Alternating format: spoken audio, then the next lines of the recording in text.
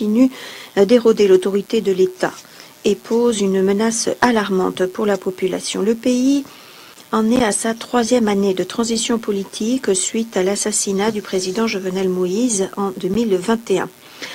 Le 11 novembre, le Conseil présidentiel de transition a nommé un nouveau Premier ministre, M. Alix Didier Fils-Aimé, après des semaines de statu quo, de difficultés avec l'ancien Premier ministre, M. Gary Conille. M. Fils-Aimé est le 4e Premier ministre à occuper ce poste depuis le début de la transition politique. Nous sommes vivement préoccupés par la lenteur des progrès dans la mise en œuvre de la feuille de route d'Haïti pour établir les institutions démocratiques. Or, l'heure tourne et pour veiller à ce que les élections générales se tiennent en 2025, il est crucial de procéder à la nomination des 9 membres du Conseil électoral provisoire d'Haïti. Je voudrais rappeler l'appel du secrétaire général pour que toutes les parties prenantes au niveau national mettent de côté leurs divergences de vues et pour qu'elles travaillent de façon constructive dans l'intérêt des Haïtiens et de leurs institutions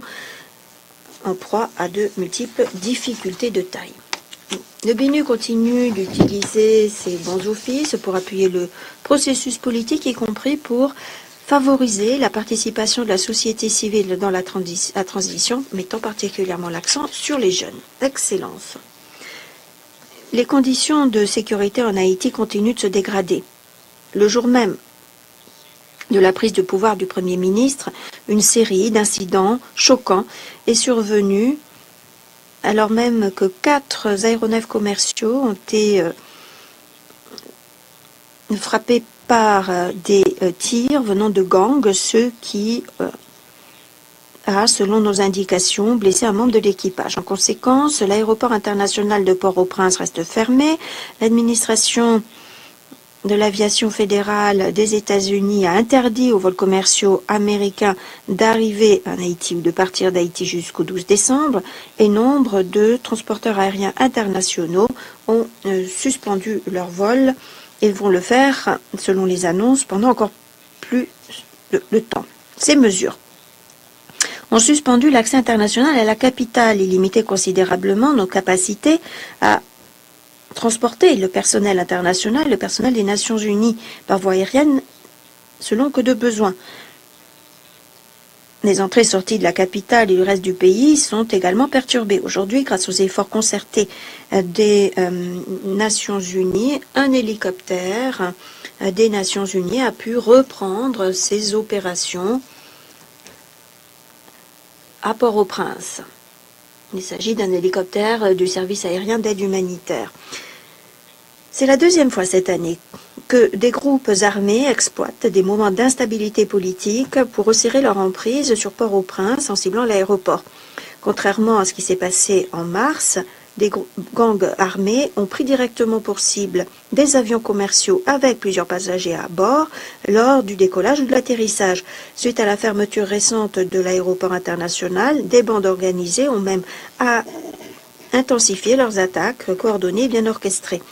Ayant encerclé la capitale et toutes les voies d'accès, ces bandes organisées ont fait des avancées territoriales dans des zones stratégiques et selon certaines estimations, elles auraient maintenant sous leur coupe 85% de la capitale. Ces gangs attaquent également les poches restantes, la situation relativement sûre, ce qui inclut de plus en plus de bâtiments du gouvernement. Dans la nuit du 18 novembre, des coalitions de bandes organisées ont lancé une attaque coordonnée pour avoir la main mise sur Pétionville, où se trouve la plupart du personnel international, les bureaux des Nations Unies, les missions diplomatiques. La police nationale haïtienne a essayé de les repousser, mais des affrontements ont entraîné plusieurs douzaines de victimes. Les Haïtiens sont désespérés, ils recourent de plus en plus à des groupes de vigilance et d'autodéfense, ils bloquent des routes et ils essaient de prendre la justice en main. Ce n'est pas simplement une nouvelle vague d'insécurité comme tant d'autres, c'est une escalade spectaculaire qui ne montre aucun signe d'abattement. Les conséquences humanitaires sont graves. Nous sommes vivement préoccupés par les problèmes de sécurité, par les besoins de base qui ne sont pas pris en considération, par les violations des droits humains pour les personnes vivant dans les zones tenues par les gangs, notamment les femmes et les enfants. Ces groupes armés attaquent systématiquement les communautés en utilisant des formes de violence extrêmes, y compris la violence sexuelle, comme arme. Nous condamnons dans les termes les plus fermes la violence sexuelle généralisée utilisée par ces bandes organisées. L'Organisation internationale pour les migrations indique qu'il y a une augmentation spectaculaire des déplacements. 20 000 personnes ont fui la violence des gangs en 4 jours en novembre.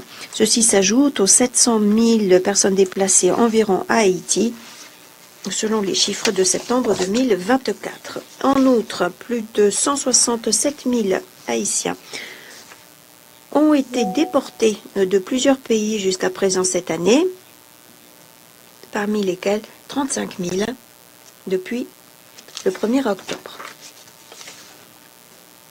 Les Nations Unies sont déterminées à rester aux côtés d'Haïti en ces temps difficiles, mais les Nations Unies ont besoin de davantage de ressources pour apporter le soutien et l'assistance vitale.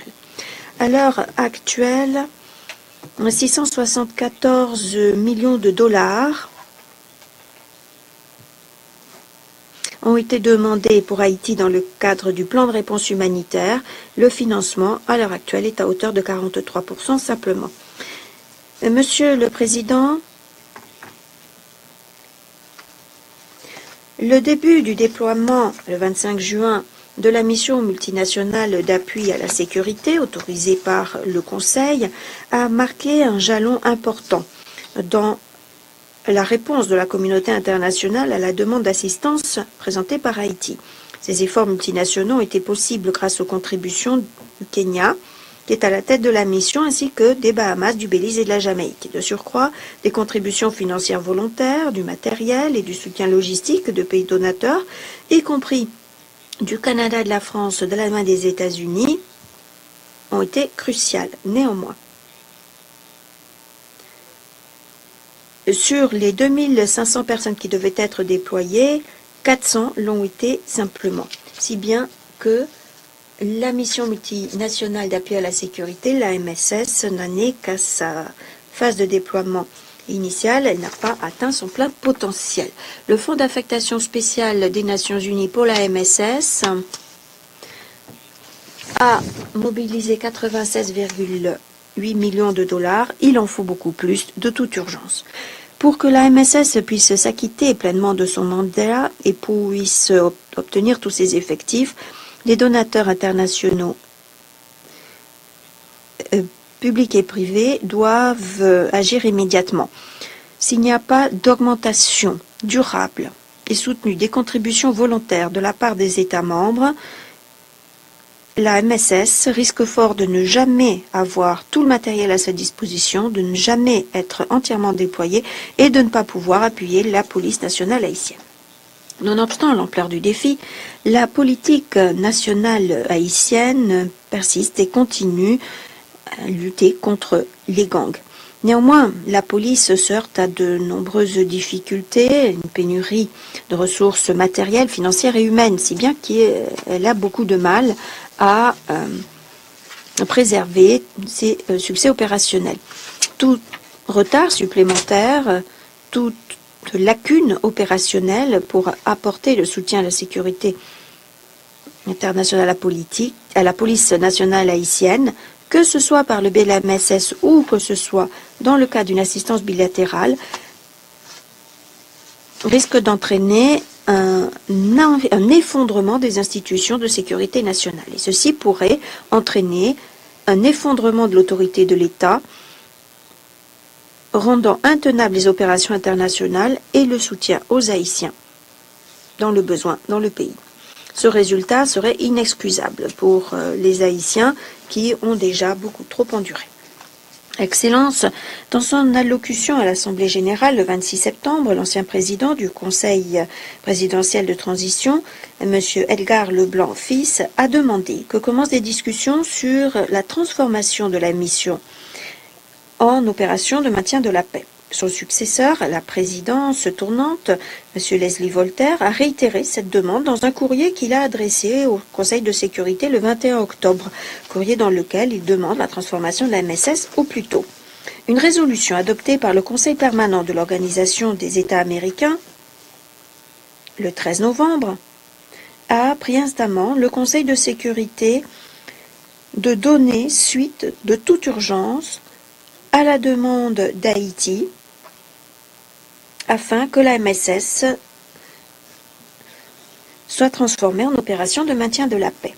Les discussions actuellement en cours au Conseil de sécurité au sujet de l'intervention internationale pour assurer la sécurité et la stabilité d'Haïti et pour que la MSS réussisse montrent bien la nécessité pour le gouvernement haïtien et la communauté internationale d'avoir des objectifs à long terme. Le secrétaire général prie instamment les membres du Conseil à maintenir un front uni comme cela a été le cas lors de l'adoption des résolutions récentes concernant Haïti. Ce qu'il faut, c'est un soutien considérablement accru au niveau de la sécurité. Un soutien international pour aider la police nationale haïtienne à compléter son action. Ce soutien doit inclure des capacités suffisantes, des armes, du matériel et des compétences spécialisées dont a besoin la police pour rester le principal acteur afin de riposter face aux gangs organisés. Il faut un mandat robuste, déjà autorisé par la MSS, associé à des règles d'engagement permettant des engagements dynamiques, proactifs contre les gangs. C'est essentiel. À ceci doit s'ajouter des efforts pour renforcer les capacités de la police nationale afin d'aider le gouvernement à assurer la sécurité. Dans le climat de violence actuel, les parties prenantes haïtiennes ont également demandé un soutien afin de renforcer les forces armées haïtiennes. Certains États membres ont déjà répondu à cette demande. Le soutien du BINU à la police nationale haïtienne reste essentiel pour assurer le développement à long terme et continu de l'institution. Néanmoins, le soutien opérationnel solide et immédiat actuellement nécessaire ne tombe pas sous le coup du mandat du BINU.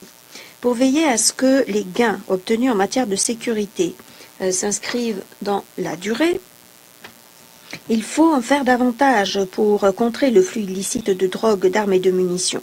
La corruption qui donne lieu à une économie illicite et le clientélisme de groupes de gangs armés par les acteurs politiques corrompus, des élites corrompues du secteur privé, doit également être réglé. À cette fin, des mécanismes anticorruption et des mécanismes de reddition de comptes au niveau national doivent être renforcés. Le régime de sanctions des Nations Unies concernant Haïti doit être utilisé au maximum pour extirper les causes profondes de la violence des gangs, y compris la collusion entre individus et les secteurs politiques, économiques et sécuritaires. Ceci permettrait de renforcer la confiance dans le processus politique. Monsieur le Président, le soutien international solide en matière de sécurité est requis de toute urgence. Il n'y a pas d'option idéale pour régler la crise grave et multiforme qui survient actuellement en Haïti. Mais plus le temps passe, plus la situation se détériore, moins nous avons d'options pour aider les Haïtiens et moins les Haïtiens gardent l'espoir. L'heure est vraiment venue de passer la parole aux actes pour éviter une érosion de la sécurité, de l'autorité de l'État. Je vous remercie.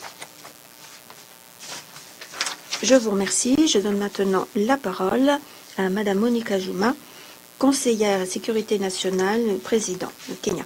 Merci, Monsieur le Président. C'est un véritable honneur pour moi que de m'adresser au Conseil aujourd'hui, côté du sous-secrétaire général et des autres orateurs. Merci. Je salue et je reconnais également la participation du représentant permanent d'Haïti, l'ambassadeur Antonio Rodrigue, et des représentants d'autres États membres, notamment de la région. Monsieur le Président, le Conseil de sécurité a débattu de la question concernant Haïti il y a près d'un mois. Le fait que le Conseil se repenche aujourd'hui sur la question montre bien l'intérêt du Conseil et sa détermination à aider Haïti et son peuple afin qu'il s'engage sur la voie de la stabilité politique, des progrès socio-économiques et d'une sécurité à long terme. Les multiples défis interconnectés auxquels se heurte Haïti exigent des solutions multiples pour s'attaquer aux causes profondes de cette triste situation. La CARICOM, le BINUL, l'équipe de pays des Nations Unies et d'autres partenaires jouent un rôle important en apportant un soutien crucial. Et les autres partenaires jouent un rôle important en apportant un soutien crucial sous forme d'assistance humanitaire au développement. Nous les en félicitons. Nous félicitons aussi le Conseil de sécurité de la volonté qu'il affiche, notamment sur le dossier haïtien, pour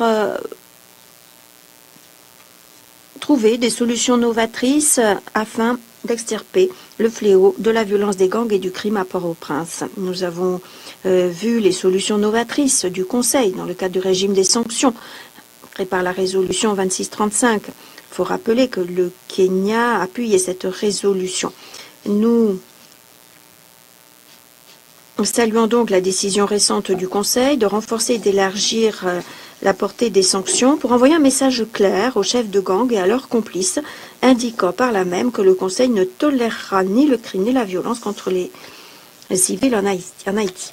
Monsieur le Président, le 2 octobre 2023, le Conseil a fait une autre innovation en autorisant la création de la mission MSS pour apporter un soutien opérationnel à la PNH. Le Kenya est honoré d'être à la tête de la MSS.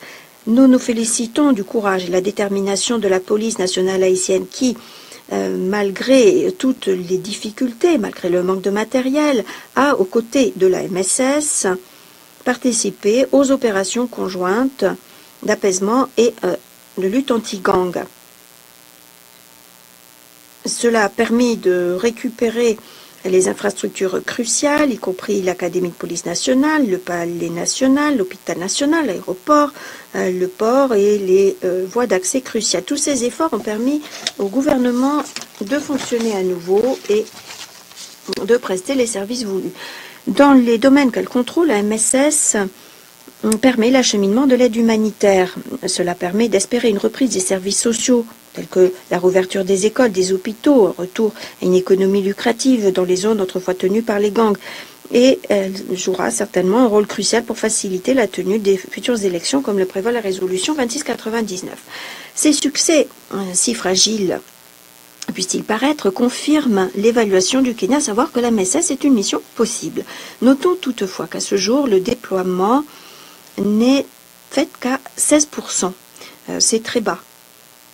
Alors qu'au total, 2500 personnes devaient être sur le terrain. Or, nous n'avons que 413 hommes et femmes sur le terrain, venant du Belize, des Bahamas, de la Jamaïque, du Kenya, c'est trop peu. Le concept des opérations prévues pour le déploiement dans les 3 premiers mois était clair. Les forces sur le terrain sont une preuve de concept et montrent la faisabilité de l'opération, mais il est urgent d'envoyer davantage d'hommes et de femmes sur le terrain. Par exemple, en octobre, les gangs ont coordonné des attaques sur multiples fronts simultanément et la PNH et la MSS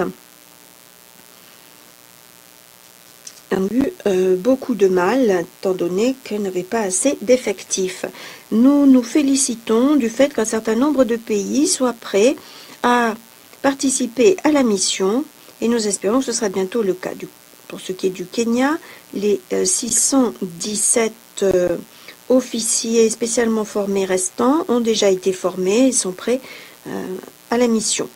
Nous attendons les contributions sous forme de matériel ou d'aide logistique pour faciliter leur déploiement au plus tôt. Nous sommes face à un risque majeur. Les gangs risquent de profiter d'un déploiement insuffisant pour intensifier leurs activités criminelles. Il est également crucial que les dirigeants politiques affichent des aspirations communes et une détermination de rétablir la paix durable en Haïti. Monsieur le Président, aujourd'hui, Haïti a demandé au Conseil de sécurité d'envisager la transformation de la MSS en mission de maintien de la paix dans un avenir proche. Aujourd'hui, Monsieur le Président, je le répète, cet appel a été lancé par Haïti au Conseil de sécurité. Il s'agirait pour le Conseil d'envisager la transformation de la mission MSS en mission de maintien de la paix dans un avenir proche. Haïti a demandé au Conseil d'autoriser une planification à cette fin. Remarque de l'interprète, les coupures de son rendent l'interprétation difficile. Kenya strongly supports this. Le Kenya appuie fermement cet appel. Nous demandons au Conseil d'être une nouvelle fois à la hauteur et de démontrer sa détermination commune, comme il l'a fait récemment lorsqu'il a adopté à l'unanimité 3 résolutions sur Haïti en 3 mois. Une opération de maintien de la paix permettra de mener des opérations plus prévisibles et durables. Cela permettra également d'accroître la coopération et la participation des partenaires. Soulignons toutefois que la transition doit se faire prudemment en évitant toute lacune qui risquerait de détériorer les conditions de sécurité sur le terrain. En envisageant cette possibilité, qui ne sera peut-être pas mise en place du jour au lendemain, nous ne devons pas oublier l'urgence de la situation. La situation à Haïti demande toute notre attention. Si le Conseil de sécurité accepte cette requête et approuve cette transformation, le Kenya est prêt à faire part de ses perspectives sur la création d'une telle mission sur la base de ses expériences et des enseignements tirés à la tête de la MSS. Nous continuons de remercier les autorités haïtiennes, les pays fournisseurs de contingents et les donateurs qui ont contribué à nos efforts, que ce soit de façon bilatérale ou par le biais du Fonds d'affectation spéciale. Nous lançons un appel pour obtenir un soutien renforcé pour faciliter un plein déploiement de la mission, pour qu'elle puisse s'acquitter dûment de son mandat avant la transition proposée. Enfin, je réaffirme la solidarité sans faille du Kenya avec les Haïtiens et Haïtiennes. Nous continuerons de coopérer avec vous, que ce soit par le biais de la MSS ou de la mission qui lui succédera, pour établir la sécurité et, partant, la prospérité économique et la sécurité sur le plan social. Je vous remercie, Monsieur le Président. Je vous remercie, Madame Jouma.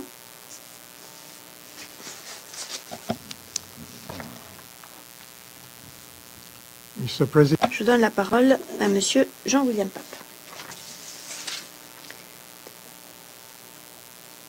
Monsieur le Président, Mesdames et Messieurs, c'est avec une immense tristesse que je voudrais vous faire part de la situation dans mon pays.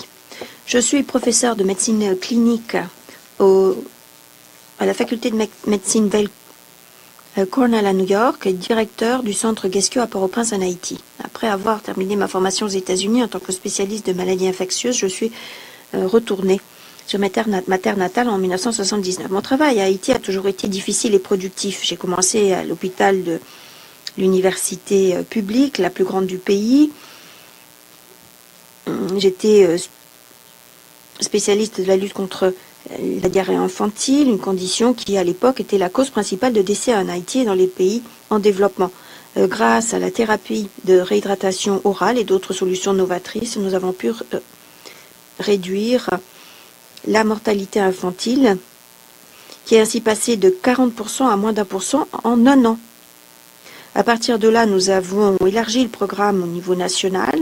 Notre unité a servi de centre de formation et ce programme serait responsable d'une réduction de 50% de la mortalité infantile au niveau national. En 1981, j'ai été appelée à consulter et à travailler avec des patients adultes atteints de diarrhée chronique dans le même hôpital. En fait, c'était les premiers cas reconnus en Haïti de ce que nous connaissons aujourd'hui sous nom de sida. Ceci m'a amené, ainsi que 8 autres professionnels haïtiens, à créer le centre Guesquio le 2 mai 82, une des premières institutions mondiales consacrées à la lutte contre le sida. Notre mission était claire, apporter des soins, faire des recherches, assurer la formation voulue. Aujourd'hui, plus de 40 ans plus tard, le Guesquio est un des plus grands centres sur le sida et la tuberculose dans les Amériques et nous dispensons gratuitement des soins à plus de 300 000 patients. Au fil des ans, nous avons enregistré des progrès colossaux. Le sida, qui était la principale cause de décès en Haïti pendant des décennies, est maintenant la 7e cause de mortalité, responsable simplement de 5,6% des décès. Dans le même temps, les maladies cardiovasculaires sont devenues les premières causes de décès, représentant 28% des décès. Pour y remédier, nous avons créé le plus grand centre de soins cardiovasculaires du pays et l'hypertension était considérée comme la principale cause. En 2010, Haïti s'est heurté à de multiples catastrophes qui se sont succédées. Un séisme dévastateur, une épidémie de choléra. Le Guesquio a été à la hauteur. Nous avons accueilli des milliers de personnes déplacées sur notre campus, dans notre complexe. Et nous avons vacciné contre le choléra avec des médicaments par voie orale afin de maîtriser l'épidémie. C'est la première fois qu'un vaccin contre le choléra a été utilisé lors d'une épidémie de choléra. Et ça a été vraiment une grande réussite. Cela a donné lieu à la modification des directives de l'OMS pour promouvoir la vaccination anti-choléra lors d'une épidémie. Et cela a été utilisé pour lutter contre le choléra de par le monde. Nous avons appris que dans des environnements de pauvreté extrême, les soins de santé ne suffisent pas. La santé mondiale, incluant l'économie, des options économiques, des opportunités d'éducation sont indispensables. Au-delà des soins de santé, nous avons élargi notre action grâce à des programmes comme des prêts microcrédits, une usine permettant de fournir de l'eau potable à 100 000 personnes dans les bidonvilles avoisinants, une école également de formation professionnelle pour les rescapés de la violence sexuelle, une école élémentaire également dans notre complexe. Le 1er juin 2023, j'ai écrit un éditorial dans le New York Times demandant à la communauté internationale de remédier à l'insécurité croissante en Haïti. Hélas, la situation n'a fait qu'empirer depuis là. Depuis lors, l'économie qui connaissait une croissance pendant 5 ans, a bien changé. La capitale est complètement coupée du reste du pays. Nous sommes face au plus grand exode de cerveau de notre histoire. Plus de 800 000 personnes ont été déplacées en interne. Le taux de meurtre, d'enlèvement, de viol, les cas de malnutrition grave sont sans précédent. La plupart des hôpitaux, y compris l'hôpital de l'Université d'État, sont désormais fermés et seuls 25% des installations médicales de la capitale continuent d'être ouvertes, de fonctionner, ce qui fait qu'il y a une pression considérable sur ce qui reste. Comment est-ce que cette insécurité nous touche au quotidien? 70% du personnel de Guesquio a quitté le pays. Les lettres de démission nous parviennent chaque semaine.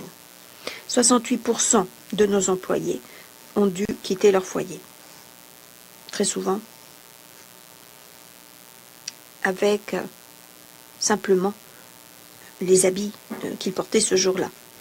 Et ces 3 dernières années, 26 membres du personnel ont été enlevés, plus que dans toute autre institution, y compris 2 ces 2 derniers mois. Même mon fils a été kidnappé en novembre 2023. Et il est resté en captivité 3 mois et demi. Ce fut une épreuve terrible pour notre famille.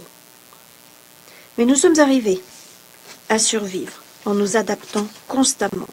Nous avons mis en place un plan d'urgence que nous peaufinons crise après crise. Nous avons un personnel d'appui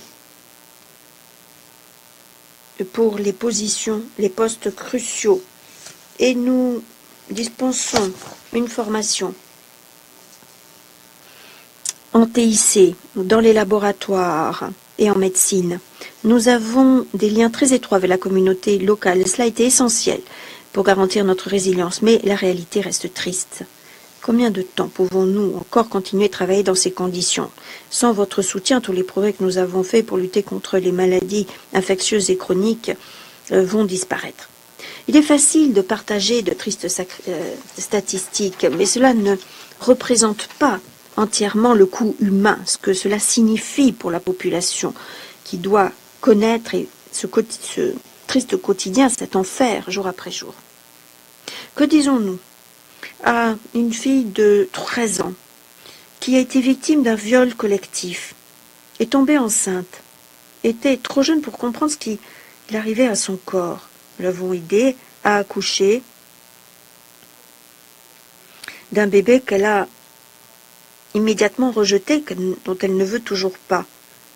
Quel avenir l'attend? Comment pouvons-nous consoler cet homme qui a été attaché chez lui, obligé d'être le spectateur impuissant du viol et de la mutilation de sa femme et de ses 2 filles. Ça fait 13 jours que j'ai quitté le pays et 2 jeunes mères ont été assassinées pendant ce temps. Une a été tuée en face de sa fille de 4 ans. Elle laisse derrière elle 2 enfants, y compris un bébé d'1 an, et son mari a été kidnappé l'an dernier. L'autre personne assassinée était une neurologue généralement récemment formée. Elle venait de revenir en Haïti depuis les États-Unis pour aider son pays. Elle laisse derrière elle un mari et un jeune enfant. Je suis là pour vous dire que la mission menée par le Kenya ne fonctionne pas. Avec la police haïtienne et l'armée, ils ont été en sous-nombre et dépassés par les gangs. Je comprends les polémiques entourant les missions de maintien de la paix, mais pendant leur présence, la présence de ces missions de maintien de la paix et la sécurité n'atteignait pas cette échelle. Les gens pouvaient se déplacer, les agriculteurs pouvaient transporter leurs biens au marché sans crainte, personne n'était dans la rue. Pour une nation qui luttait autrefois pour abolir l'esclavage et jouer un rôle vital, je pense vraiment que nous pouvons compter sur votre soutien. C'est une tâche difficile pour tout Haïtien que de demander des troupes étrangères sur son propre sol. Mais il n'y a pas d'autre solution. Nous espérons sincèrement que c'est la dernière fois qu'un tel plaidoyer est nécessaire. En conclusion, Monsieur le Président, je ne peux pas penser à un seul Haïtien dans cette réalité qui est un véritable enfer, qui n'accueillerait pas les bras ouverts une intervention internationale plus robuste. Si rien n'est fait, nous serons face à un génocide massif, quelque chose que vous êtes les seuls à avoir le pouvoir d'éviter. Je vous remercie. Je remercie le papa pour son exposé. La parole est maintenant à Monsieur Dan Cohen. Distinguished. Mesdames et messieurs les membres du Conseil, je suis un journaliste d'investigation, je suis un documentariste, un des quelques journalistes indépendants à travailler depuis Haïti ces dernières années. Mon dernier film s'appelle Haïti, intervention contre révolution. Le Conseil de sécurité de l'ONU se voit demander d'approuver le déploiement d'une nouvelle prétendue mission de maintien de la paix en Haïti. Rappelons-nous que Haïti est sous occupation des États-Unis et de l'ONU depuis 21 des 30 dernières années, de 1994 à 2000, par la MANU, la MIPNU et la MIPONU, et de 2004 à 2019 par la MINUSTA et la MINUJUST. Cependant, ces plus de 20 ans d'occupation n'ont jamais permis de réaliser leurs objectifs officiels. Et en fait, les soldats de l'ONU, sous le prétexte familier de lutter contre les gangs, lors d'une opération qui est devenue emblématique de leur comportement, ont tiré quelques 22 000 balles dans les bidonvilles de la Cité du Soleil et ont tué des résidents. Ces soldats de l'ONU ont également été responsables de crimes contre le peuple haïtien, de l'introduction du choléra au viol d'enfants, pour lesquels personne n'a jamais dû rendre compte. À présent, le peuple haïtien se voit demander une fois de plus de laisser des soldats de l'ONU occuper leur pays. Mais il est clair qu'il y a un autre motif en jeu. Le gouvernement des États-Unis, mon gouvernement, veut imposer sa volonté à Haïti avec ou sans l'approbation de ce pays. Ne me croyez pas, en décembre 2021, la Chine et la Russie ont voté pour limiter le mandat du Conseil de sécurité pour les formateurs américains à la police nationale haïtienne à seulement 9 mois plutôt que les 12 mois que recherchait Washington. Cela a scandalisé le sénateur américain Robert Menendez, qui était à l'époque président de la Commission des relations étrangères du Sénat. Lors d'une réunion de la Commission, Menendez a demandé à un membre du département d'État « Pourquoi pensez-vous que la Chine et la Russie nous ont stoppés ?» Il a répondu à sa propre question « Ils veulent le chaos total dans leur hémisphère, c'est leur seul objectif dans cet hémisphère, créer de l'instabilité. » Et il a ajouté « Nous devons trouver un moyen de nous y opposer. » Et en 2023, Washington a trouvé un moyen de contourner le Conseil de sécurité lorsque, une fois de plus, on l'a empêché d'utiliser cet organe, comme il avait fait en 1994 à 2004, pour ses objectifs interventionnistes en Haïti. Les États-Unis ont concocté la MMAS, que le membre de la Chambre des représentants des États-Unis, Jeffrey Delavantis, a appelé une nouvelle manière de préserver la paix et la sécurité internationale. les États-Unis ont promulgué une loi appelée la loi internationale de fragilité, qui serait bien décrite si on disait loi sur l'effondrement de l'Empire. Cette loi bipartisane vise à combiner la force militaire et la force souple pour repousser l'influence croissante de la Chine et de la Russie, que Washington voit comme une menace au nom de la doctrine Monroe. Haïti est le projet pilote pour cette stratégie. Les États-Unis disent qu'elles veulent l'appeler à ce qu'elles appellent des États fragiles de par le monde, à commencer par la Libye, la Mozambique, la Papouasie-Nouvelle-Guinée, ainsi que le Bénin, la Côte d'Ivoire, le Ghana, la Guinée et le Togo en Afrique occidentale. Cette intervention part du principe que le peuple haïtien est incapable de régler ses propres problèmes. Une idée insultante pour ceux qui connaissent l'histoire d'Haïti. Une intervention serait avant tout une violation de la souveraineté d'Haïti. Mais plus encore, elle appuierait les forces qui ont perpétré les pires actes de violence en Haïti aujourd'hui. Mon média, Uncaptured Media, en coopération avec Haïti Liberté, a récemment publié des vidéos que nous avons obtenues d'un policier de la police nationale qui exécutait de manière sommaire un civil désarmé qui ensuite lui a fait les poches et qui ensuite l'a écrasé avec un véhicule fourni par les États-Unis officiellement pour lutter contre les gangs. Il ne s'agit pas là d'un cas isolé. Un rapport du 30 septembre du groupe d'experts, créé conformément à la résolution 2653 du Conseil de sécurité, adressé au président du Conseil de sécurité, écrivait que du 1er janvier au 31 mars 2024, 590 civils qui non liés aux gangs ont été tués ou blessés lors d'opérations de la police contre les gangs. Ce document citait des rapports selon lesquels des policiers avaient mené à bien des exécutions extrajudiciaires, comme l'a montré notre vidéo. De plus, les forces de police kenyanes envoyées en Haïti sous les auspices de la MMAS ont des antécédents terribles en matière de droits humains. Un rapport de 2009 du rapporteur spécial de l'ONU sur les exécutions extrajudiciaires sommaires ou arbitraires, Philip Alston, a dit que des escadrons de la mort obéissant à des officiers de police au Kenya ont tué 1113 personnes au Kenya après les élections de décembre 2007. Peu de choses ont changé depuis. Même le département d'État des États-Unis, dans son rapport sur le Kenya 2018, parle de meurtres illégaux et politiquement motivés, de disparitions forcées, tortures, etc. Une opération de l'ONU permettrait à ces officiers de police kenyans et haïtiens de continuer. Ce projet d'intervention de l'ONU est une violation de la loi haïtienne et de la Charte des Nations Unies. Haïti n'a pas de gouvernement élu, mais un régime de fait nommé par les États-Unis. Le président par intérim, Leslie Voltaire, n'a aucune autorité judiciaire, pas plus que les anciens premiers ministres Ariel Henry, Gary Coney et maintenant Didier Fils-Aimé. Aucun d'entre eux n'a été élu et n'a aucune légitimité en dehors de ce bâtiment ou de Washington. Envisager une telle option est une insulte au peuple haïtien. Après mes nombreuses visites en Haïti ces dernières années, il est clair pour moi que la grande majorité des Haïtiens ne veulent pas une nouvelle intervention en 2023. Alors que le Conseil se demandait s'il devait donner son feu vert à la MMAS, des organisations de la société civile en Haïti ont dit très clairement qu'elles étaient contre et ont rappelé la crise de choléra amenée par des casques bleus. La seule partie de la population haïtienne qui appuie une intervention, ce sont les quelques-uns qui pourraient en profiter, qui vivent en dehors du pays. Il s'agit des oligarques corrompus qui financent les groupes armés et qui ont maintenant perdu leur contrôle sur ces groupes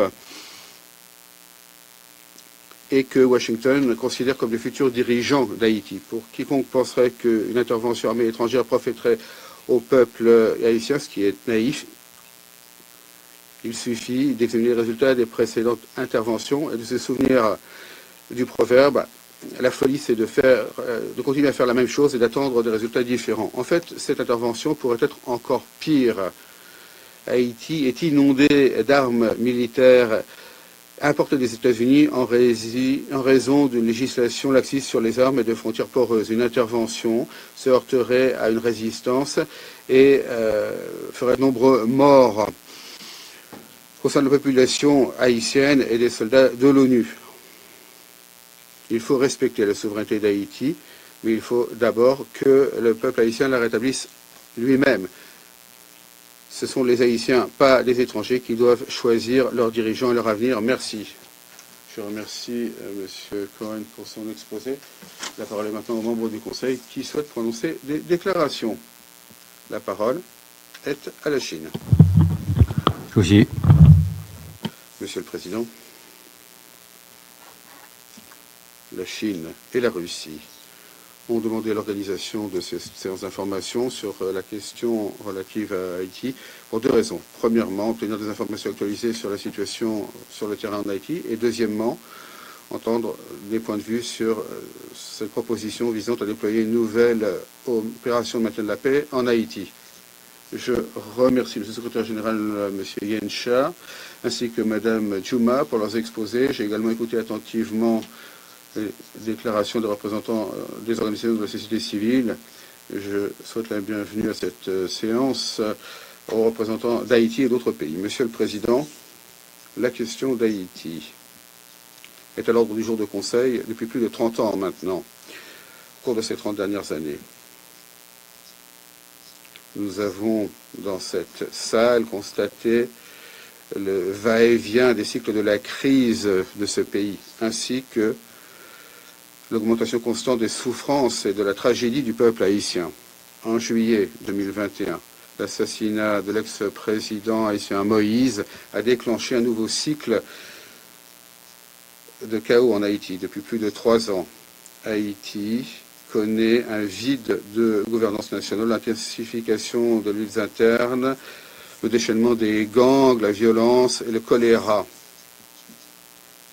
Et ainsi, Haïti est victime de nombreuses crises politiques, socio-économiques et matérielles, et autres dont elle a du mal à sortir. La communauté internationale n'est pas restée les bras croisés face aux souffrances d'Haïti.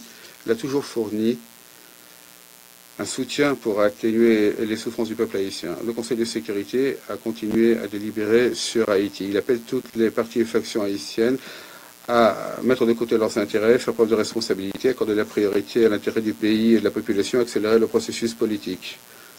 Le BINU et l'équipe de pays sont restés sur le terrain pour aider les autorités haïtiennes à stabiliser la situation et aider le peuple haïtien à surmonter ses difficultés.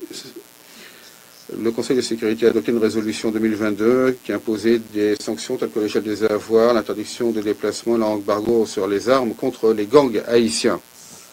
Pour aider Haïti à répondre aux plus graves défis sécuritaires, il y a un an, le Conseil de sécurité a adopté la résolution 2699 autorisant le déploiement de la MMAS en Haïti pour aider la police haïtienne à lutter contre les gangs. Il y a un mois, le Conseil a adopté à l'unanimité la résolution 2751 qui prolongeait d'1 an le mandat de la mission. Cependant, un mois plus tard seulement, certains ont demandé que cette mission se transforme en une opération de maintien de la paix de l'ONU. Nous ne pouvons que nous demander si la décision du Conseil de sécurité ne vaut rien et peut être modifiée d'un claquement de doigts. Est-ce qu'on peut totalement ignorer tout cela? Monsieur le Président, nous considérons que les travaux du Conseil mettent actuellement l'accent sur la promotion du déploiement rapide de la MMAS. En tout cas, ça devrait être ce qu'il fait. Discuter de cette transformation en OMP actuellement ne ferait qu'interférer avec la capacité de la mission à s'acquitter de son mandat et ferait qu'il serait encore plus difficile de financer cette mission. Cela rendrait le déploiement encore plus difficile. Plus important encore, pour des raisons pratiques comme perspective, nous devons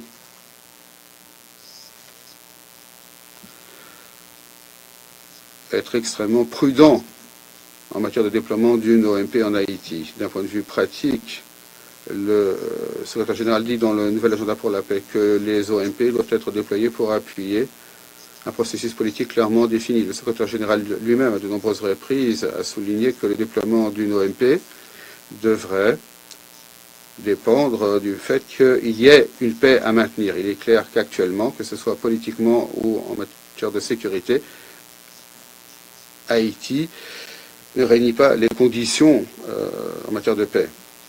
Plusieurs partis et factions en Haïti continuent à lutter entre le Conseil présidentiel de transition, créé il y a moins d'un an, est affecté de polémiques. Le Premier ministre par intérim a été renvoyé 6 mois avoir pris ses fonctions. La tenue d'élections est encore très lointaine. Et la promotion d'un processus dirigé pris en main par les élections n'est pour le moment qu'un slogan. Pour ce qui est de la sécurité, la violence commise par les gangs reste omniprésente en Haïti. De grandes quantités d'armes et de munitions continuent également à affluer vers Haïti. De nombreux gangs sont armés jusqu'aux dents. Déployer une OMP à ce stade ne reviendrait qu'à placer les soldats de la paix sur la ligne de front de la bataille contre les gangs, ce qui les exposera d'importants risques en matière de sécurité. D'un point de vue historique, le déploiement d'OMP en Haïti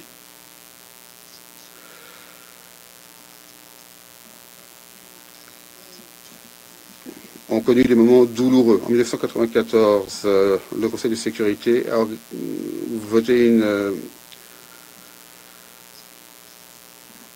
une résolution pour déployer une mission en Haïti pour mettre un terme à la dictature militaire. Dans les 7 ans qui ont suivi, l'ONU a déployé de nombreuses missions en Haïti. Et pourtant, la situation en Haïti ne s'est pas améliorée. En 2004,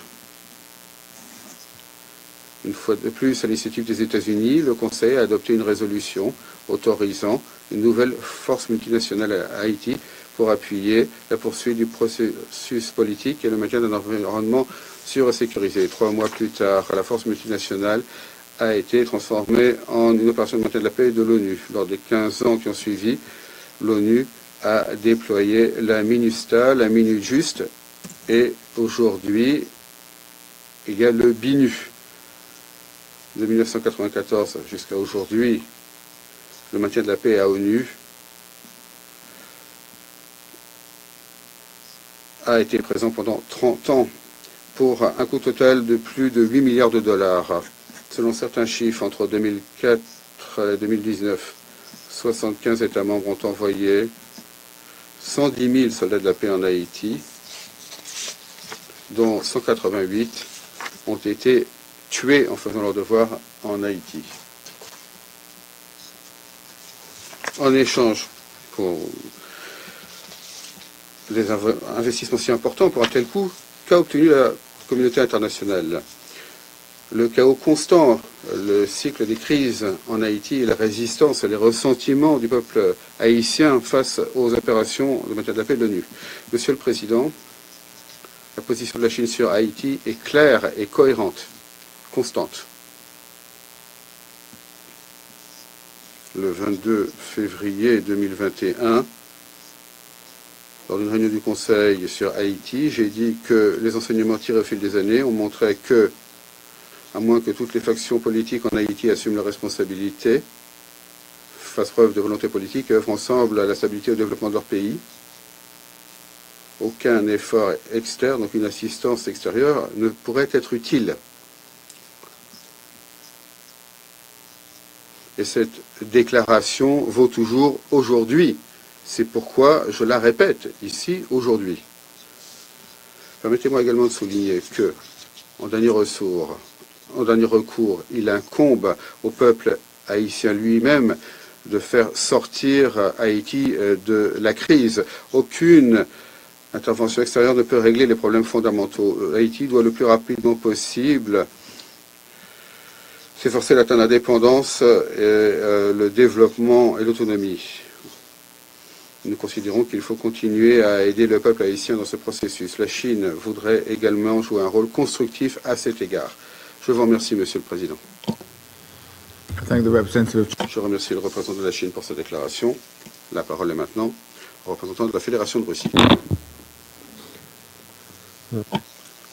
Merci, Monsieur le Président. Nous remercions le sous-secrétaire général Miroslav Yencha pour son exposé. Nous avons écouté les exposés de Jean-William Pape et Dan Cohen. Nous remercions également Madame Juma pour son exposé. Chers collègues, il se trouve que cette séance extraordinaire du Conseil de sécurité sur Haïti que nous avons demandé coïncide avec une nouvelle aggravation des risques dans le pays. On ne saurait pleinement décrire en paroles le choc et l'horreur face à ce qui se passe dans les rues de Port-au-Prince, où ces jours-ci, il y a de véritables combats entre les gangs et la police, avec l'appui de la population qui s'est armée pour essayer de préserver sa vie. Malheureusement, tous les acquis obtenus depuis le printemps ont été balayés. L'aéroport est à nouveau fermé. Les quartiers libérés des bandits sont à nouveau sous le contrôle des criminels. Des centaines de milliers de personnes ont dû quitter leur maison. De plus, la violence et le vide sécuritaire se sont répandus bien au-delà de la capitale haïtienne. Dans ces conditions, bien sûr, la communauté internationale doit agir en urgence pour stabiliser la situation en Haïti. Nous avions placé de grands espoirs sur la MMAS, qui n'est pas une mission onusienne. Tous pensaient que la MMAS recevrait le financement nécessaire promis par les bailleurs de fonds autour de cette idée et pourrait garantir le plein déploiement du contingent qui pourrait réaliser sa mission. C'est avec ces attentes que fin septembre, le Conseil a adopté à l'unanimité la résolution prorogeant le mandat de la MMAS d'1 an.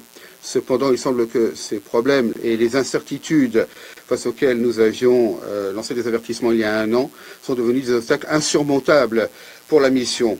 Si la situation reste inchangée, eh bien, il est temps de mener une discussion honnête sur l'efficacité et les perspectives de nos attentes s'agissant de la MMAS. Ce sera honnête également face aux Haïtiens qui désespèrent déjà de recevoir une aide internationale et par rapport aux Kenyans qui ont décidé, avec plein de dévouement, d'aider ce pays afro-caribéen et qui lui-même attendait de la communauté internationale qu'elle tiendrait ses promesses en matière d'aide financière. Il est tout simplement irresponsable de commencer à débattre d'une adaptation du mandat ou de transformation de la mission sans définir les problèmes auxquels se sont heurtés ses prédécesseurs et les moyens de les régler. Ce que nous constatons, c'est que quelques semaines après l'adoption à l'unanimité de la résolution du Conseil de sécurité, les co-auteurs américains et équatoriens, donc co-porte-plume du dossier haïtien, ont présenté, ce qui était une surprise pour nous, un projet de résolution proposant de transformer la MMAS en OMP. On pourrait longtemps parler des intérêts et des motifs des États-Unis qui considèrent Haïti comme leur arrière-cour et qui, pendant des siècles, se sont ingérés dans les affaires intérieures de ce pays. Et bien sûr, ce que disent nos collègues américains ne nous plaise pas. Je voudrais souligner l'incohérence de la démarche de Washington. Washington,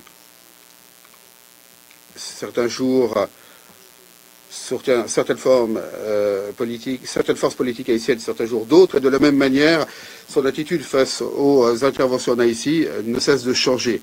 Il y a quelques années, les États-Unis souhaitaient le retrait de l'opération de maintien de la paix. Il y a 1 an, ils avaient promis de garantir le fonctionnement d'une mission non onusienne. Eh bien, maintenant, les États-Unis nous disent que la seule option, c'est d'envoyer à nouveau des casques bleus sur cette île.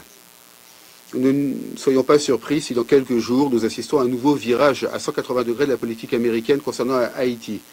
Mais la communauté internationale doit-elle vraiment suivre les incohérences de Washington? D'autant plus que Washington n'a pas voulu assurer sa contribution financière à la MMAS, de la même manière que Washington n'a pas pleinement versé sa contribution à l'ONU, ce qui exprime la crise de liquidité de l'ONU.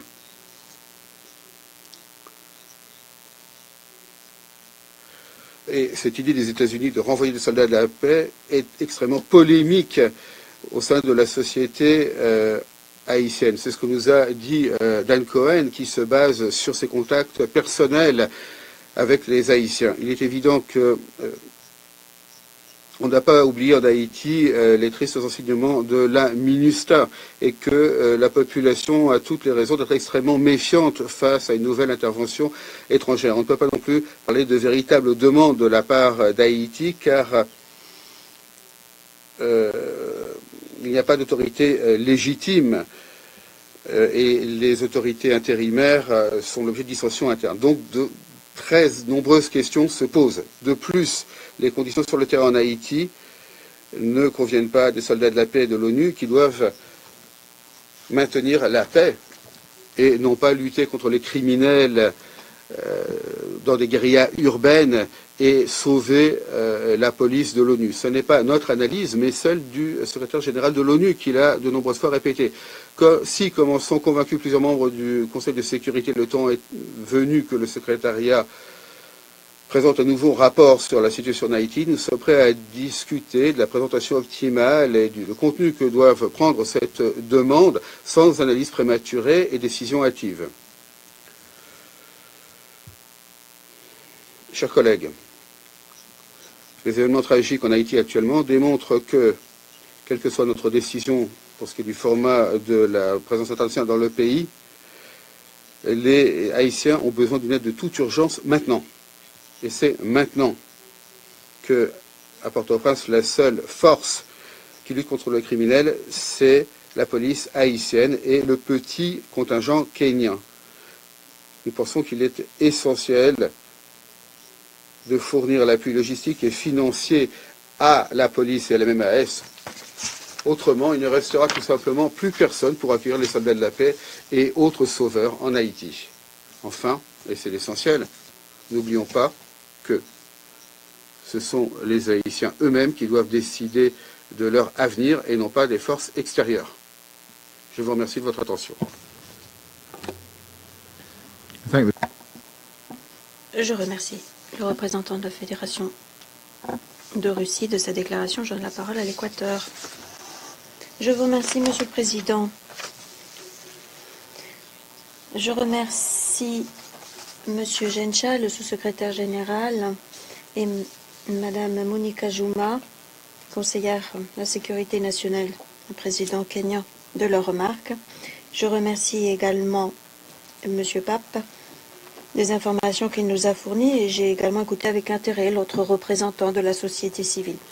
Je reconnais et salue la présence de plusieurs délégations de la région.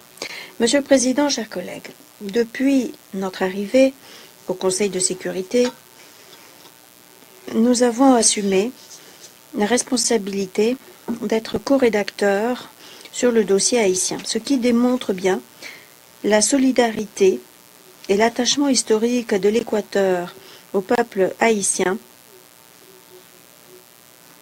Et il suffit de reconnaître notre héritage de liberté en Amérique latine et dans les Caraïbes pour le comprendre.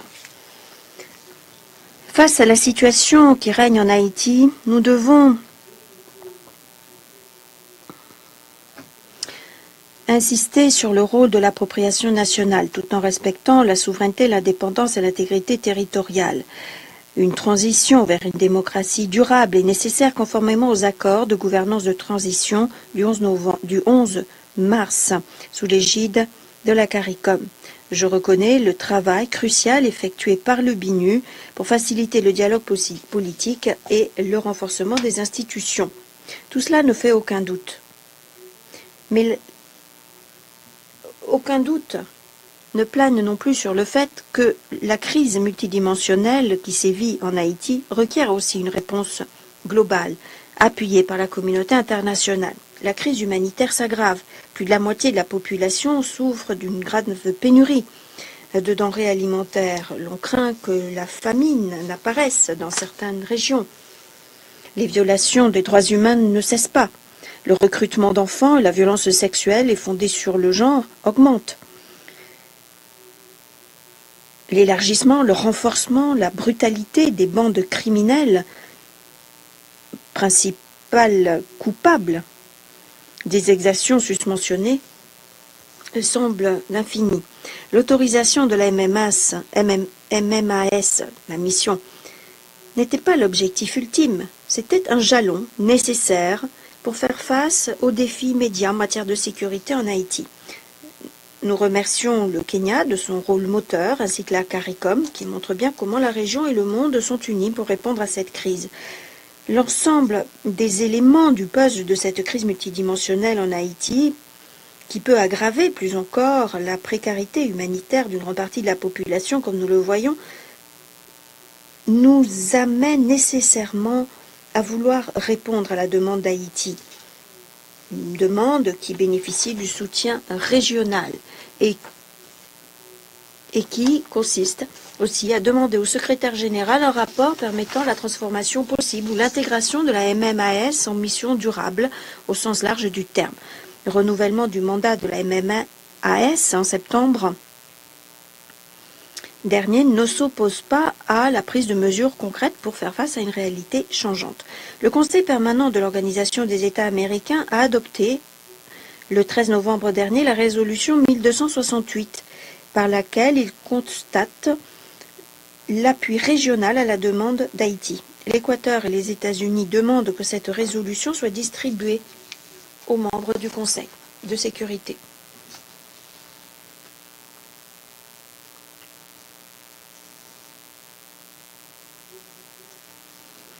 Nous avons travaillé un projet de résolution dans ce sens.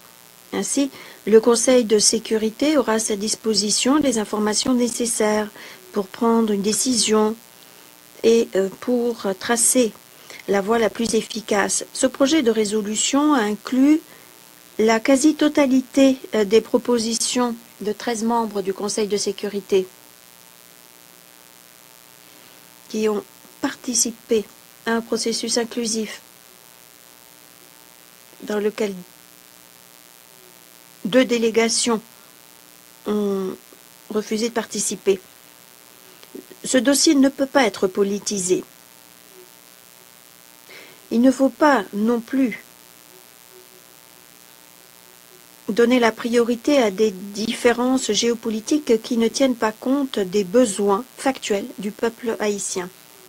L'Équateur est aux côtés du peuple haïtien, qui appelle de ses vœux la paix, qui s'oppose aux bandes criminelles qui continuent de déstabiliser le pays et qui empêchent un processus politique et la mise en œuvre des accords de gouvernance de transition. Nous exhortons les membres du Conseil de sécurité. Nous leur demandons de ne pas tourner le dos à Haïti et à ma région, la région d'Amérique latine et des Caraïbes. Je vous remercie. Je remercie l'Équateur de sa déclaration. Je donne la parole aux États-Unis. Je vous remercie, Monsieur le Président. Et je remercie le sous-secrétaire général, Monsieur Gencha. Je remercie la conseillère nationale de sécurité, Madame Jouma, et je remercie en particulier le docteur William Pape qui nous a fait un exposé vraiment très touchant sur la gravité de la situation en Haïti. Je prends un instant également pour reconnaître la présence dans la salle du représentant d'Haïti ainsi que de nombreux représentants d'États membres, pas simplement du Conseil de sécurité, mais des amis d'Haïti dans la région, des pays qui appuient Haïti. Nous attendons avec impatience vos remarques. La Chine et la Russie ont demandé cette séance d'information alors que le Conseil de sécurité se penche sur une demande d'Haïti concernant la transformation de la MMAS en mission d'opération de la paix. Nous sommes heureux de voir que le Conseil de sécurité peut braquer les projecteurs sur les conditions de sécurité et la crise humanitaire en Haïti, démontrant par là même notre objectif commun de stabiliser Haïti, de rétablir la sécurité. Vous vous souvenez certainement que le Blanc avait demandé en septembre cette transition. Le président actuel du Conseil présidentiel de transition, Voltaire, a contacté le secrétaire général à l'automne en lui adressant une demande urgente. Ce n'est pas simplement une question de nécessité, c'est une question d'urgence. La Jamaïque, le Kenya et d'autres ont fait une déclaration conjointe pour insister sur l'attention qui doit être donnée à la requête haïtienne avec une transition. La semaine dernière, nous avons également apporté notre soutien. L'OA a adopté une résolution pour appuyer la demande d'Haïti de transformation le 13 novembre. Nous avons maintenant entendu le pays hôte parler de cette transformation. Nous avons entendu les dirigeants de la MMAS. Nous avons entendu les pays de la région. Nous avons entendu la voix de l'hémisphère sud. Il est temps que le Conseil agisse et prenne les premières mesures pour aider Haïti à rétablir la sécurité dans l'intérêt des Haïtiens. C'est la raison pour laquelle les États-Unis et l'Équateur sont prêts à avancer en demandant des recommandations du secrétaire général pour que le Conseil se penche sur la question d'une transformation de la MAS et sur la question du déploiement d'une mission d'opération de la paix. Le secrétaire général a demandé une redynamisation du système multilatéral et de renforcement des institutions de paix et de sécurité des Nations Unies. Haïti sera un test pour voir si le Conseil de sécurité répond à cet appel à l'action. Nous sommes aux côtés des Haïtiens, de la police nationale haïtienne, de la MMAS. Nous sommes aux côtés des forces qui sont là sur le terrain pour établir la sécurité.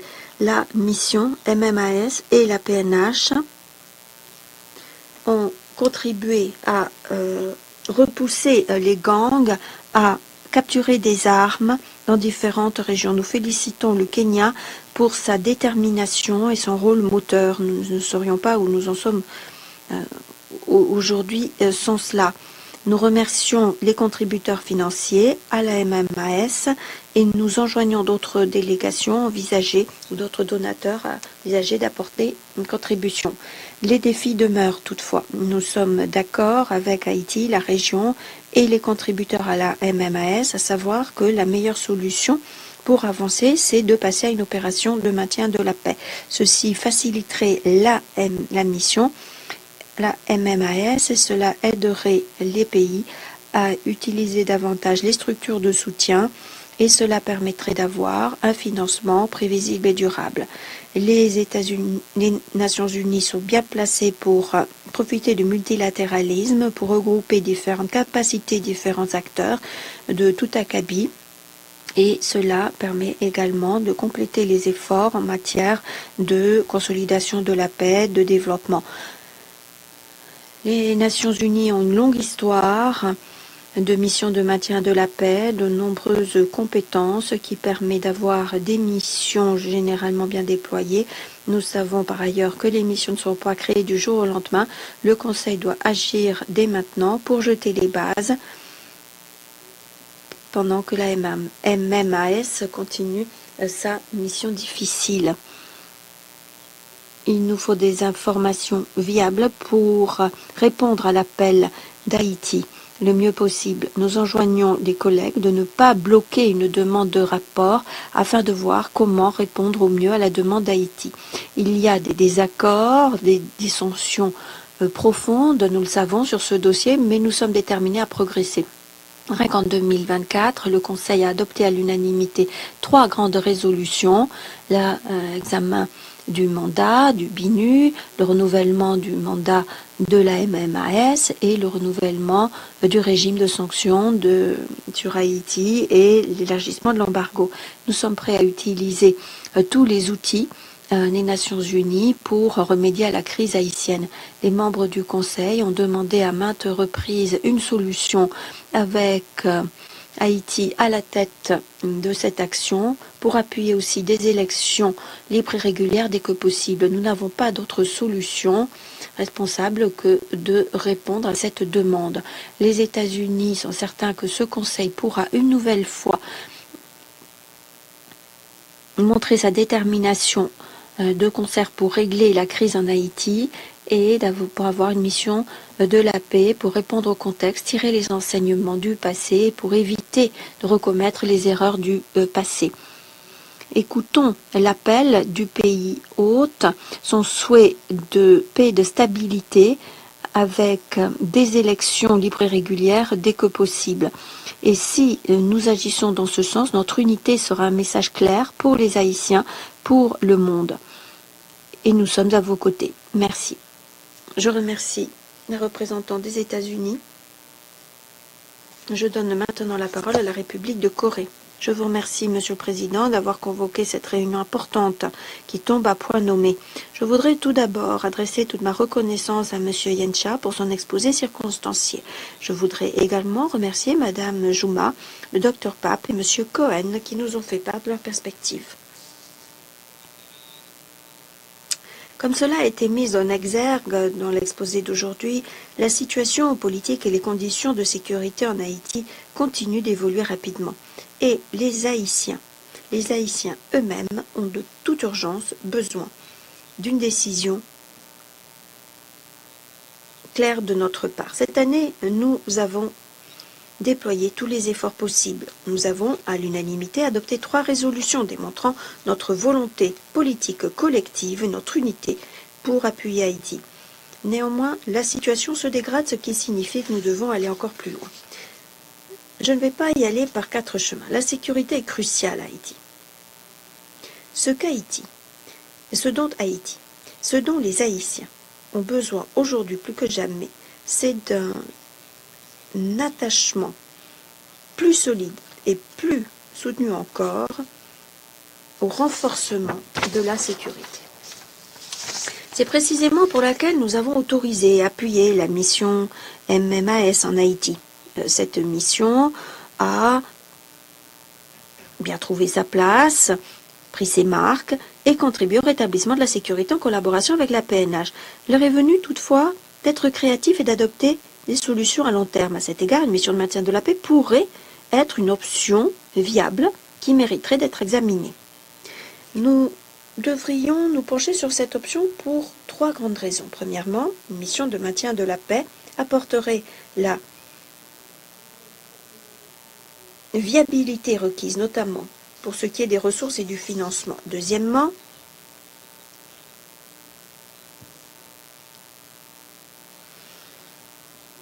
une discussion sur la transformation potentielle de la MMAS en mission de maintien de la paix pourrait démontrer très clairement notre détermination à aider Haïti. Troisièmement, en examinant à la loupe cette option dès maintenant, nous pouvons gagner du temps à l'avenir. Nous ne serons peut-être pas en mesure de nous engager à déployer une mission de maintien de la paix en Haïti, mais nous devons être prêts à envisager cette possibilité au cas où le besoin se présenterait. Et lorsqu'il se présentera. Monsieur le Président, chers collègues, dans cet axe, je voudrais mettre en exergue 3 éléments supplémentaires que nous ne devons pas perdre de vue. Premièrement, nous devons élaborer une solution viable, mais adaptée à Haïti. Pour que cette solution soit viable, nous devons planifier dans les détails notre action avec des mesures progressives en fonction de l'évolution de la situation. Pour qu'une solution soit adaptée, elle doit tenir compte des enseignements tirés des opérations de maintien de la paix passées. Deuxièmement, la MMAS doit pouvoir fonctionner avec tout son potentiel. Comme je l'ai souligné précédemment, une MMAS pleinement opérationnelle peut faire la différence à Haïti et à cette fin, nous devons apporter des contributions supplémentaires. Dans ce contexte, je me félicite du rôle moteur du Kenya ainsi que des contributions de la Jamaïque, du Belize, des Bahamas, ainsi que de la promesse récente de l'Allemagne, avec un engagement de 10 millions d'euros au fonds d'affectation spéciale de la MMAS. Troisièmement, nous ne pouvons pas trop souligner l'importance de l'appropriation nationale de l'ensemble du processus par Haïti. Toutes les parties prenantes haïtiennes et les autorités du pays doivent collaborer dans un esprit de compromis. Leur priorité collective devrait être claire: rétablir la sécurité, garantir la stabilité et promouvoir la transition politique du pays. En conclusion, Monsieur le Président, la République de Corée marque sa solidarité avec le peuple haïtien. Nous réaffirmons notre soutien à la MMAS et sommes favorables à des solutions plus durables. Je vous remercie. Je remercie la République de Corée. Je donne la parole à la France. Merci, Monsieur le Président. Je voudrais tout d'abord remercier le sous-secrétaire général Miroslav Yencha et la conseillère à la sécurité nationale du Kenya, Madame Monica Juma, ainsi que les autres intervenants pour leur présentation et leur point de vue. Monsieur le Président, la situation en Haïti continue de se dégrader. Nous faisions le constat il y a un mois de la persistance de la violence des gangs. Ces violences se sont intensifiées, en particulier les violences sexuelles à l'encontre des femmes et des filles qui ont augmenté de 1000% par rapport à 2023. Les gangs tentent d'étendre leur territoire en direction du centre de Port-au-Prince. En fin de semaine dernière, plus de 20 000 personnes ont été déplacées en 4 jours dans la capitale sous la menace des gangs. Ce nombre s'ajoute aux 700 000 déplacés sur l'ensemble du territoire, dont la moitié sont des enfants susceptibles d'être recrutés par des groupes armés. Cela aggrave la pression humanitaire dans un pays où la population souffre de la faim et où l'insécurité continue d'entraver l'acheminement de l'aide. La solidarité internationale est indispensable pour répondre aux besoins urgents de la population haïtienne. La France y contribue à l'aide humanitaire à hauteur de 14,5 millions d'euros en 2024, notamment pour lutter contre l'insécurité alimentaire. Il est tout aussi indispensable de faire progresser le processus de transition politique. Il s'agit d'une condition pour répondre aux causes profondes de la crise multidimensionnelle à laquelle fait face Haïti. La France prend note de la nomination de M. Alix Didier Fils-Aimé comme Premier ministre. Elle appelle tous les acteurs politiques haïtiens à travailler ensemble pour avancer sur la voie de l'organisation des élections, de la lutte contre la corruption et de l'impunité et du respect des droits de l'homme. Tous les efforts doivent être mis en œuvre en vue du rétablissement des conditions de sécurité propices à la tenue de telles élections. Monsieur le Président, sans soutien international, il ne pourra y avoir de retour à la sécurité en Haïti. À cet égard, la mission multinationale d'appui à la sécurité joue un rôle fondamental. La France salue l'engagement essentiel du Kenya, ainsi que des autres contributeurs de troupes, comme la Jamaïque et le Belize. La France a contribué à hauteur de 7 millions d'euros en soutien à la mission. 5 millions d'euros via le Fonds fiduciaire des Nations Unies et 2 millions d'euros dédiés à la formation linguistique du personnel de la mission via l'Organisation internationale de la francophonie. Nous travaillons aussi avec nos partenaires pour que le soutien financier de l'Union européenne aboutisse dans les meilleurs délais. En parallèle, la France plaide pour un plus grand engagement des Nations Unies. Notre position à cet égard n'a jamais varié. Nous sommes convaincus que les Nations Unies peuvent apporter une expertise stratégique et opérationnelle, ainsi qu'un soutien logistique essentiel. Il en va de la pérennité du soutien international à la sécurité en Haïti. C'est dans cette même perspective qu'il nous faut répondre à la demande exprimée par Haïti de considérer une transition vers une opération de maintien de la paix. C'est pourquoi nous soutenons le projet de résolution proposé par les coplumes visant à demander une évaluation du secrétariat en ce sens. Il s'agira d'une base sur laquelle ce Conseil pourra fonder une décision ultérieure. Je vous remercie. Je remercie le représentant de la France de sa déclaration et je donne maintenant la parole au Japon. Merci, Monsieur le Président. Je remercie le sous-secrétaire général, M. Yencha, de son exposé. Je remercie également le Dr Juma de ses remarques et les autres orateurs de leur point de vue. Je souhaite la bienvenue aux représentants d'Haïti et d'autres pays participants. Nous nous félicitons de la nomination du Premier ministre intérimaire haïtien, M. Didier Fils-Aimé, et de l'investiture de son cabinet, de ses ministres. Nous demandons aux acteurs politiques haïtiens de coopérer pour établir les institutions démocratiques. Nous nous réjouissons d'avance des progrès dans le cadre d'un processus politique pour tenir des élections inclusives, libres et régulières. pour parvenir à la sécurité, à la stabilité et à la paix que méritent les Haïtiens. Le Japon reste extrêmement préoccupé par la tragédie et la sécurité humaine en cours à Haïti. Le